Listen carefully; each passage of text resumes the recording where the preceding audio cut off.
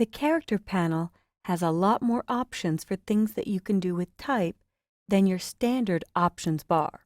And that's the technical name for this bar across the top that changes depending on what you have selected.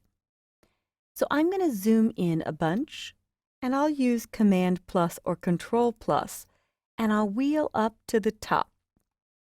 Ideally, I'd like to be at 100%, so View 100% or Command 1 on the Mac, Control 1 on Windows will get me to the best view.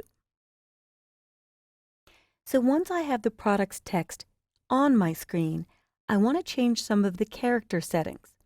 But before I jump in, I want to warn you about the way type is edited in Photoshop. This cursor is technically called an I-beam because it looks like the letter I. If you see a dotted line around it, it means Photoshop will create a new text area. So it built a layer 8, but I wanted to edit the word products. So I'll click this check mark to accept that and then trash layer 8. Yes, I really do want to delete it. When you go to edit text, it is a good idea to not aim for the beginning of the word, because you may miss, or the end of the word, again, because you may miss. If Photoshop is in the right spot, that dotted rectangle disappears, and I always aim for dead center. If there's an underline, I'm in text edit mode with the flashing cursor where I clicked. But I'll double click to select the word. 2 clicks always selects a word. And on your options bar, I could do things like go to vertical text or horizontal text. I've got my font, style, size, my anti-aliasing, my alignment and color, and special effects to warp or bend text or apply distortion. But the last icon on the options bar is to toggle the character and paragraph panels. Here I could see many of the options that were already up, but there are more choices.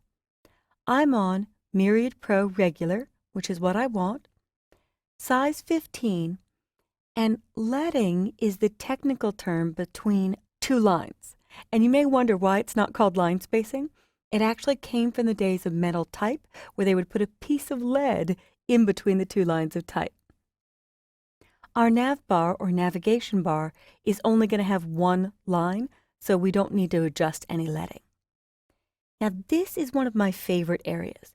Normally, when text isn't selected, you'll see the word metrics, meaning the letter spacing, which is technically called kerning, the space between P and R and O, is using the kerning pairs or the spacing built by the font vendor.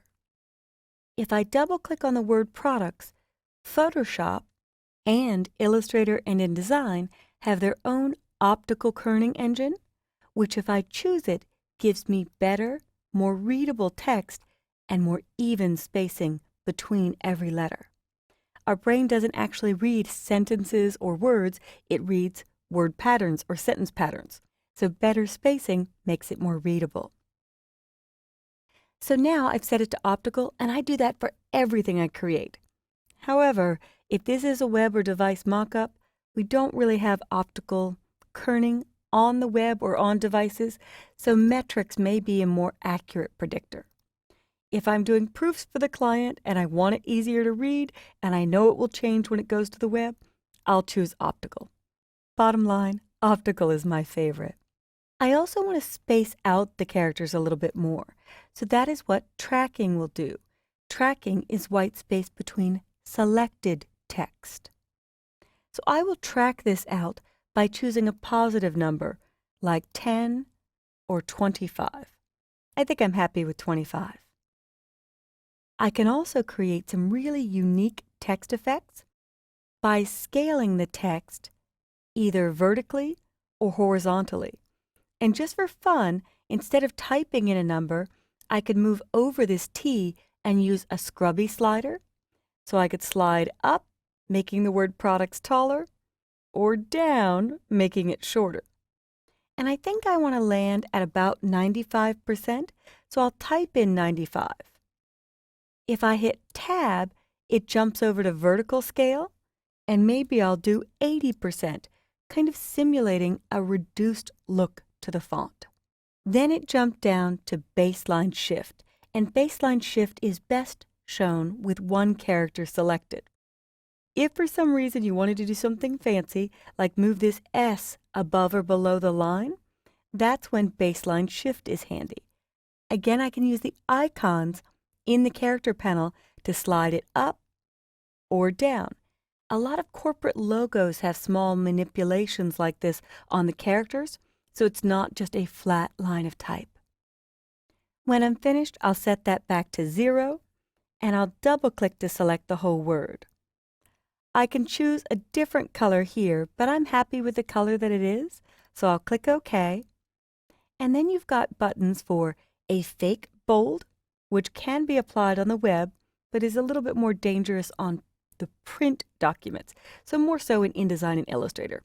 Typically in Photoshop, most stuff lands as an image anyway, so fake bold or faux bold is safe. Faux italic is also something that will work well on the web or devices, but I recommend if you're in the print world to choose a true bold or italic, so you know you have a bold or italic version of that font installed in your system, so it doesn't cause printing issues. We can also do all caps, and if I make this letter P capital and double-click the word again, you could see small caps. So it makes smaller characters that look uppercase for the bottom of the words. I actually do want all caps. And to illustrate the next two icons, I'll type the number 2, so product squared. I'll highlight the number 2 and hit superscript, so it makes it smaller and shifts it up on the line, or subscript, smaller and below the line. And clicking the icon again will turn it off. I'll delete that number 2, double-click the word one last time, and I could do underline or strike through. Now, a lot of people ask me what ligatures are, and I'm going to hit a space and turn off all caps and type the word office. A ligature is where these two F's run together and the I isn't dotted. And that's what this symbol means. If I turn off ligatures, the F, F, and I are independent, and the I gets its dot back. I'm going to delete that. I could also type something like 1/2, highlight that, and set it to a fraction. Now, only certain typefaces, specifically OpenType or Pro fonts, they're higher-end OpenType. OpenType is a word for fully cross-platform fonts. Only higher-end fonts will have these available. If I had fractions on, I could also do ordinals. So for example, 1st Street, 2nd Street. But I don't want the fractions, so I'll turn it off. And I'll delete that 1/2. And the last option you have is if you're doing foreign language versions of your web mockup or device mockup, you could change your language. I could see if German has the word products. So I'll choose German, the 2006 reform. And my spell check, if I did edit, check spelling, would check in that language, and that's how products is spelled in German. So I'm going to hit done, change this back to English and English USA, but there is a full English Canadian or UK for Europe dictionary. I'll choose English USA. And this has been a pretty deep overview of the character panel in Photoshop.